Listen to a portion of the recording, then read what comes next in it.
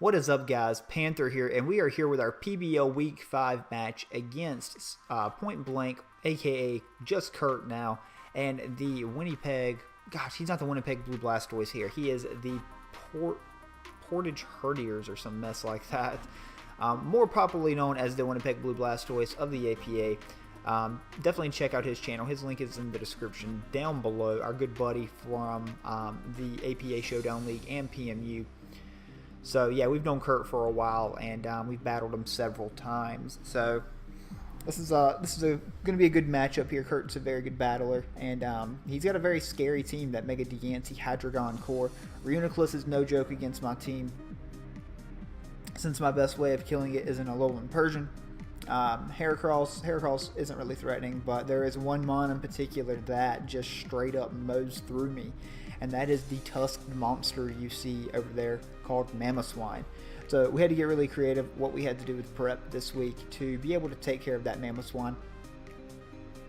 Really didn't have much. I had Shuka and Polion. I do have just a fatter Alolan Persian just to come in. Really was what was going to be my switch into it was that thing just sacking it off. But Conk deals with it nicely. Florges can take a hit from it, and then of course Zard is going to outspeed it and blow it away with a Fire Blast or Solar Beam. Unfortunately for Zard, though, it is walled really by the Mega Diancie if I don't click Solar Beam, or the Hydreigon if I don't click Dragon Pulse. But he actually was creative and ended up bringing another check to it entirely. So let's go ahead and dive into the battle here. I knew from the get-go I was going to lead off with the Alolan Persian just to pivot out. If he wanted to lead with Golbat, I was going to knock it off. Hydreigon I could just U-turn out on. Mega Diancie I could also just U-turn out on. Reuniclus U-turn out on. So it was just a really good lead overall with me because it allowed me to get momentum. So he ends up leading with the worst thing possible for him, the Reuniclus. And he does not want to stand for this. He's going to go ahead and switch out into the Cardi B here, the Mega Diancie. We're going to U-turn out, though, and go into our boy Empoleon. I wanted to Stealth Rock so badly here, but I knew he could just go into Golbat and just defog them away on the following turn. So I just want to go ahead and fire off a nice safe Scald, potentially get a burn on something. And then here I do have knockoff on Empoleon. I knew the Super Fang was likely, so I wanted to just go ahead and knock it off, get rid of that Eviolite, because that's going to help free up my Conkeldurr for later in the game. And if you're looking over there, the Conkeldurr looks really, really nice unless he's like Colbur, Reuniclus or something like that. So we're going to go ahead and set our rocks, force him to defog here on this turn. I know I can try to wish my Empoleon back up with my Florges later, and I knew he was either going to roost or defog here, which allowed me my big bad Zard.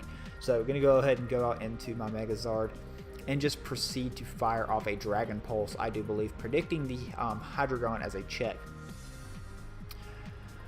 But yes, you can see that is like max Spadef AV, which does allow him to eat 2 after rocks in the sun. He fires off a Focus Blast here, and that does some nasty damage to my Alolan Persian. So a bit unfortunate there, but we're going to bring out our Giovanni, and we're just going to be able to go for this nice and safe knockoff here and pivot out on the following turn. Actually, I have Taunt, and I use the Taunt to make sure he can't defog or roost, allowing us to keep our Stealth Rocks up. So very excited about that.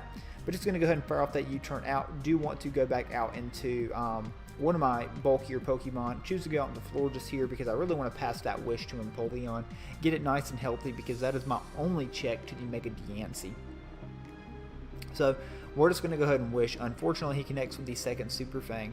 And yeah, a bit unfortunate here because now I'll allow him to potentially to defog or roost. So I want to provide some more offensive pressure, so I choose to go out into my Megazard here, actually. And yeah, he does not decide to defog, and that's going to be really good for us because that's going to provide us with that constant chip. So this is a roll here to kill. I don't want to risk it just in case he has, like, I think this thing actually gets, like, Rock Tomb or something like that. But I knew it would give me my Alolan Persian. He could either go for that or just a Psychic move, and it would give me another U-turn. And as you can see, that is just what happens. And this gives me my Conkeldurr's Flame Orb, though. So I want to go ahead and get that activated and threaten him out. I do just that, and I go for the Ice Punch here, predicting the Golbat to come in, and we're able to get rid of that annoying thing. Down goes Golbat, and that's very, very good for us here because that allows us to keep our Stealth Rocks, breaking any potential Focus Sashes, and providing that chip damage on Mega Diancie we need for Iron Tail and Alolan Persian to take care of it. So Empoleon's kind of served its purpose here. We're going to go ahead out into Empoleon and sack off the Penguin to the Mega Diancie, and Mega Diancie is looking very, very good against us now. So I want to go out the Garchomp, threaten him out with Scarf Chomp, and know he's going to either go into the Heracross or the Hydreigon here. Either way, I'm fine with getting my Florges in and getting my Wish up because I want Florges nice and healthy for this because Florges looks very, very good with potentially Taunt Golbat gone. So, I know this thing is AV now, and I know it cannot 1v1 me. It's not setting up Calm Mind. I know it gets Flash Cannon, but without any type of special attack investment, Flash Cannon's doing nothing to me. So, I can really just chip this thing down with Moonblast, and he has no Moonblast switch in. He can't go into anything. Hydreigon and Heracross are just going to get straight knocked out. Diancie's going to take the damage I need for Mach Punch to kill, and if he chooses to go into Mamoswine, it's going to do about half, and that's going to put it in range of basically any attack of anything on my team. And if I can get rid of Mamoswine, that's even better for me. So it really forces his hand here. He can go back out into Reuniclus all that he wants, getting that Regenerator, but I can freely stay in here and continue to Moonblast and just continue to pick up kills. And that's just what I choose to do. He's going to Focus Blast to try to predict Persian. But like I said, this is very, very free for me here at this point because I know he cannot recover. He has got to switch if he wants to recover. And if he wants to give me Reuniclus, then I can just spam fighting type moves against his team with Conkeldurr and really have no worries. Now that I know that he is Spadef and AV, as a matter of fact, Conkeldurr is going to blow him back with a knockoff anyways. So it's very, very free for me to just continue doing what I'm doing here and just keep firing off Moonblast. I've used maybe 8 at this point, so I'm in no danger of running out. I still have another 16, and that's plenty left to sweep his team with. Now he can go out into this monster, which is just what he chooses to do, and get his Stealth Rocks up as I protect. So it's good play on his part there because he knows my removal is gone. He knows that my Florges here does not have it. And I just go out into Alolan Persian here just to sack it off to the Icicle Crash because I do want to discover its item here at this point also.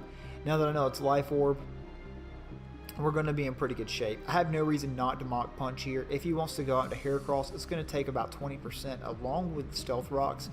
So it's going to be doing continual damage, and this basically here eliminates it from being able to switch in again to another Mach Punch. So I'm perfectly fine with that because now his entire team is one switch in from Heracross away from getting swept by Conkeldurr.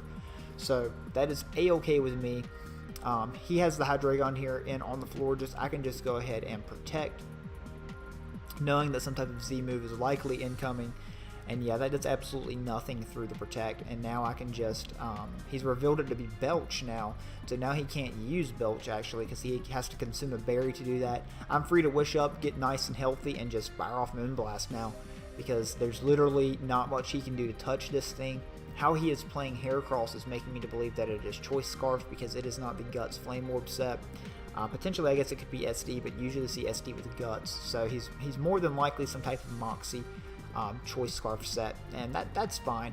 So I go ahead and go into my Zard here, thinking if this is my only chance to get Zard in, and I can really just click Fire Blast here and probably pick up a kill. And now I can live the Ice Shard if he does EQ on the following turn. And yeah, we're going to go ahead and knock it out here. If not, if he would have crashed, I just would have went out into Conkeldurr and just clicked Mach Punch anyways. So I'm just going to let him knock out my Zard here, and now I'm just going to go out into Conk, and this is really a good game as Conkeldurr because if he chooses to stay in, I kill Diancie, and then I believe I'm out of range of Scarf Cross's attacks. Even if I'm not, I've got Scarf, Garchomp, and Florges in the back. And yeah, as you can see here, there's not much Kurt can do at this point because he's locked in, and I can just keep clicking Mach Punch and Mach Punch through his team. So great game to you, Kurt. He's had a really good season so far this season. I believe he is now 3-2, so he is rolling. We are 4-1 now, and we are second in our division just based on differential. We have a +11. The team in front of us is 4-1 +12. But guys, thank you so much for watching. We are about halfway done with this season now. We have 12 weeks in this season, sitting at 4-1 +11. So we are looking very, very nice here. But great game again to you, Kurt. Be sure to check out his channel. He's got a lot of the APA Little Cup content on his channel as well. So if you'd like mine, you'll definitely like his. We'll link him in the description down below. And again, guys, thank you so much for watching. And as always, until next time.